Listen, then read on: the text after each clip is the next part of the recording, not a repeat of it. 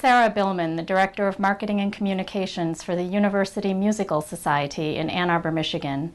I'm honored to be included in the Tessitura Innovator series, and we'll spend some time talking about applying principles of behavioral economics to the work that we do in the arts. Now, a bit about UMS. For the past 135 years, UMS has presented a vibrant series of classical music, jazz, world music, dance, and theater in up to 10 different venues each season on the University of Michigan campus. I've been the marketing director at UMS since 1996. And the groundwork for my interest in consumer psychology and behavioral economics was first laid while working on an MBA at Stanford, but it's been piqued in recent years, thanks in part to some excellent books that have brought this area of study to the forefront. I'm going to begin by talking about an experiment that UMS conducted in 2012 that was grounded in behavioral economic theory of loss aversion, and then step back and take a broader look at how some of these principles can have an influence on how we do our daily work. Now, loss aversion is a theory that was introduced by Daniel Kahneman in 1979, and it suggests a strong tendency for individuals to put more effort into preventing a loss than in making a gain. Traditional economic theory suggests that we should put the same amount of effort into gaining $100 that we would put into saving $100. The value is equivalent. But what loss aversion implies is that someone who loses $100 will lose more satisfaction than another person will gain satisfaction from a $100 windfall. Put another way, the person who loses $100 will be more unhappy then the person who gains $100 will be happy. So whether a transaction is framed as a loss or as a gain is actually really important. Would you rather get a $10 discount or avoid a $10 surcharge? Most people work harder to avoid the surcharge than to get the discount. And we see this all the time when people drive for 30 minutes to come to our ticket office to purchase tickets in person and avoid a transaction fee. These are people who wouldn't think of driving 30 minutes to get a $10 discount. Traditional economics would consider this to be completely irrational behavior. And when you factor in the time and the cost of gas to reach the ticket office, it usually is. But behavioral economists recognize that people don't respond in a utopian, rational world. So at UMS, we decided to test this theory of loss aversion about a year ago, and we focused on our lapsed single-ticket buyers. The theory was that those who received an offer with a gift voucher would be more apt to redeem the offer than those who received a discount promo code. So consider the implications for a moment of offering a $20 discount coupon versus a $20 gift voucher. If you don't use the coupon, it's merely a foregone gain. But if you don't use the gift voucher, then you might feel that you've lost $20 that was rightfully yours. And retailers use this theory all the time. Macy's Cash, Gym Bucks at Gymboree, other retail offers that encourage you to come back a few weeks later to redeem your cash on future purchases. So the theory suggests that people will go out of their way to avoid losses, to avoid losing the value of the gift voucher, but they won't go out of their way to gain something, like the value of the coupon. Now, this study happened in September and October of 2012, and it was designed in conjunction with Tim Baker and Debbie Richards. We took about 7,000 ticket buyers from the 10-11 season who had not purchased any tickets at all in the 11-12 season, and we randomly divided them into 3 different groups. The control group received a letter about upcoming events, but no offer. The second group received a promo code for a $20 discount per ticket for any event remaining in 2012, and it had to be redeemed in a 3-week period. The third group received a UMS cash voucher. That was mailed with their letter, also worth $20 per ticket, and the same restrictions applied. In all cases, the offers were sent through U.S. Postal Mail because we really felt it was important for the UMS cash group to have a tangible voucher with value in their hands. So with the discount promo code, we were giving people a way to accrue a gain. If they redeemed the code, they would gain a $20 reduction in ticket price and an extra $20 in their wallet. With the UMS cash offer, We were studying whether people would seek to avoid a loss. If UMS cash is sitting right in front of them and they don't redeem it, they will, at least according to loss aversion theory, feel like they've lost out on something of value. If they redeem the voucher, they avoid losing the $20 gift they were given. So the two offers are virtually identical except for how they're framed, but as you'll see, the responses to them were quite different. Now, the response rates by themselves were quite telling. The discount performed 64% better than the control. The UMS cash voucher performed 70% better than the discount and a whopping 179% better than the control. Now keep in mind that these were households that had not made any purchases with us in the previous 18 to 24 months. From a revenue standpoint, the results were similar. And as we dug into the numbers, we noticed that the discount cohort actually purchased more tickets per household, almost 20% more. But even more interesting to us was looking at the average ticket price.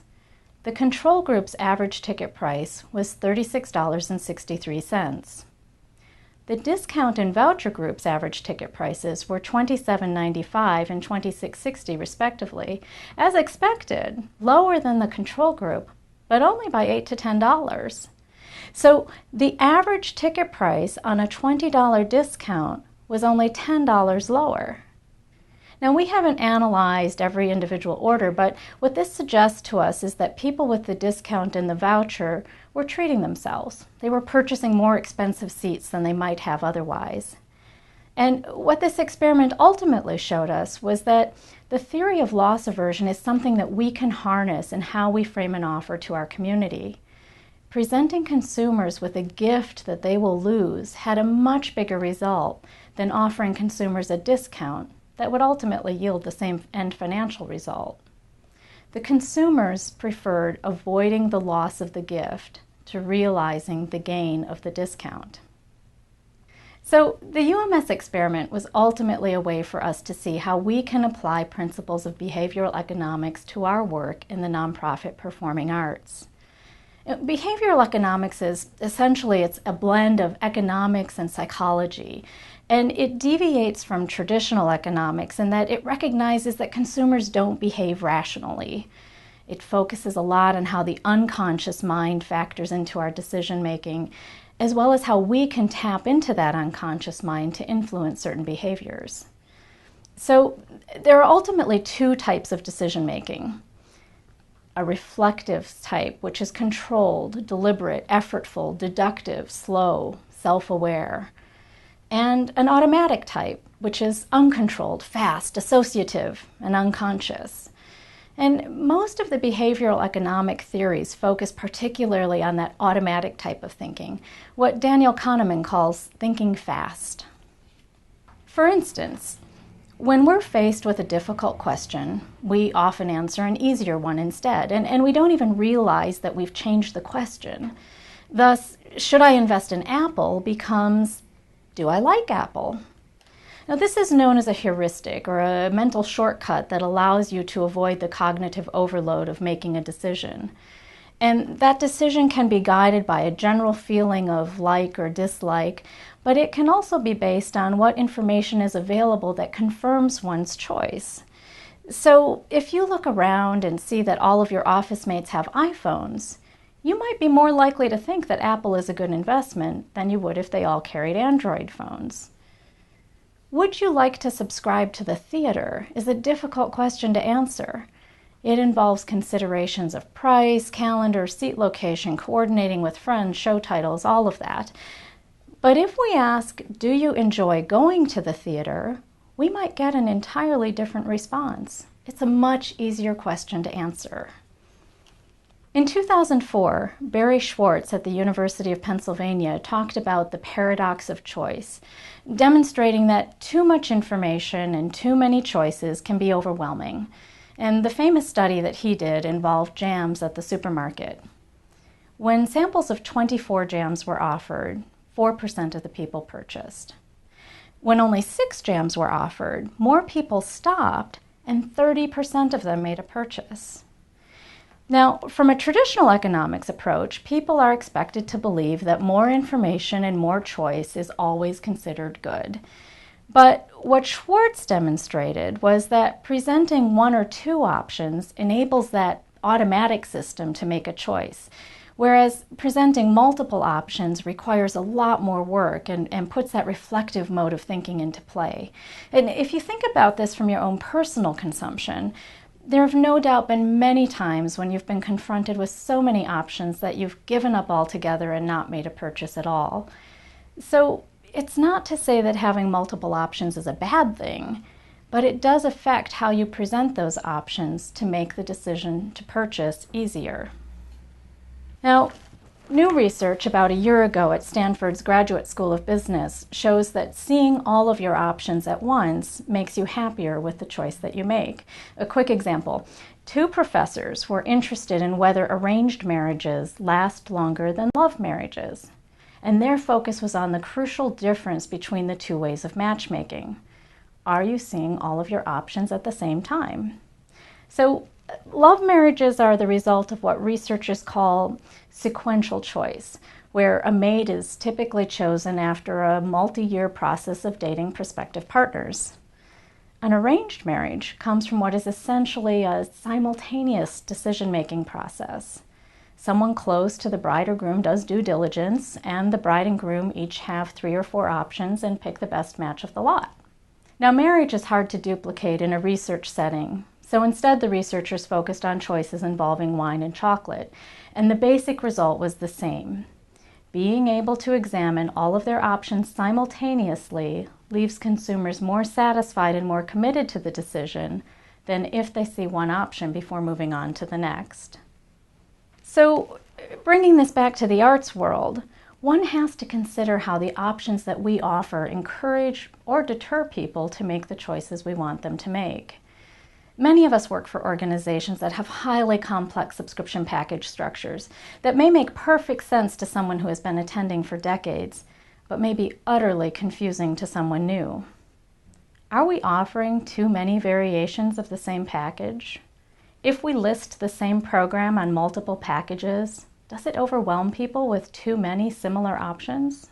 If we initially put out an offer for an 8-concert subscription, followed a few weeks later by a 3-concert package, followed a few weeks after that by single ticket sales, are we actually helping people make the right decision? Or are we just frustrating them by not putting all of the options on the table at the same time? If they realize they can't have what they want when they want it, why should they purchase from us anyway? Now, the primacy error refers to the effect identified in experiments that people are more heavily influenced by the first information they receive. So, consider someone who is described as intelligent, industrious, impulsive, critical, stubborn, and envious, and someone who is described as envious, stubborn, critical, impulsive, industrious, and intelligent. The first person is largely considered in a positive light.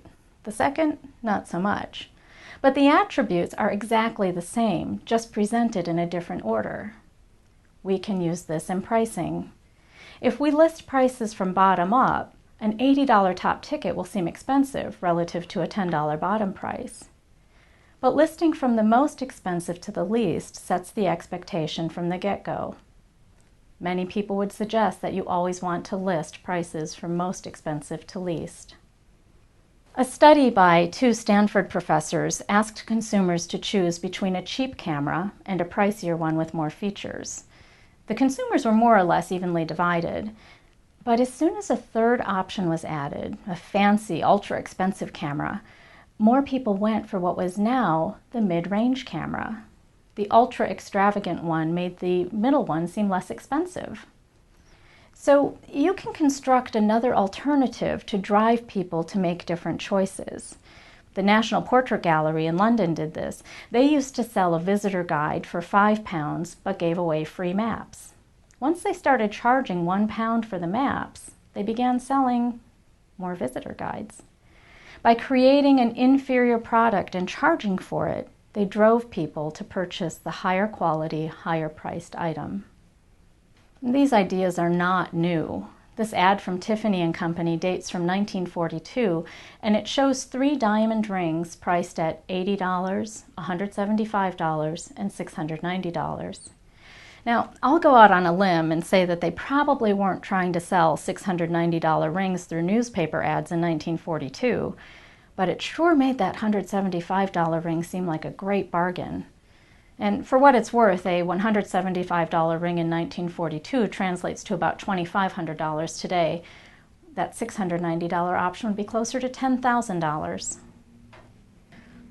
So many of the experiences that we encounter every day as consumers can also be applied in our work to drawing audiences to the arts.